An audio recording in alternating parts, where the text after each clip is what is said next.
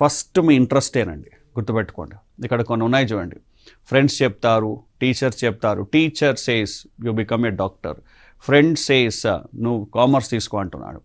తర్వాత నెక్స్ట్ నీకు ఇంట్రెస్టింగ్ వేరుగా ఉంది, ఇంకొకరు వేరుగా ఉంది. 100 మంది 100 రకాలుగా చెప్తారండి.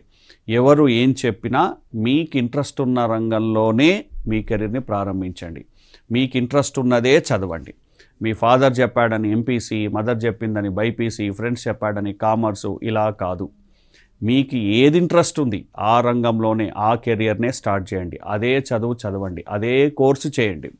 అంతేకాని ఎవరి బలవంతం మీదనో చేస్తే మీకు దాంట్లో ఆ కెరియర్లో రాణించలేరు.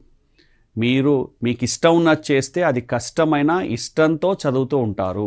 దాంట్లో ఎంత ఇబ్బందులు ఉన్నా కానీ దాన్ని స్వీకరిస్తూ, సవాళ్ళను స్వీకరిస్తూ సంతోషంగా ఆ పనిని పూర్తి చేయగలిగి మీరు కెరియర్లో ఉన్నత స్థానానికి వెళ్ళగలుగుతారు. కాబట్టి ఎవరు ఏం చెప్పినా కానీ మీ సొంత నిర్ణయం ఏంటి, మీకు దేంట్లో ఇంట్రెస్ట్ ఉంది, దేన్ని చేయాలనుకుంటున్నారో ఆ కెరియర్ను స్టార్ట్ చేయండి. లేదా ఆ కోర్స్ తీసుకోండి, ఆ కోర్సులోకే వెళ్ళండి. అలాంటి చదువే చదవండి.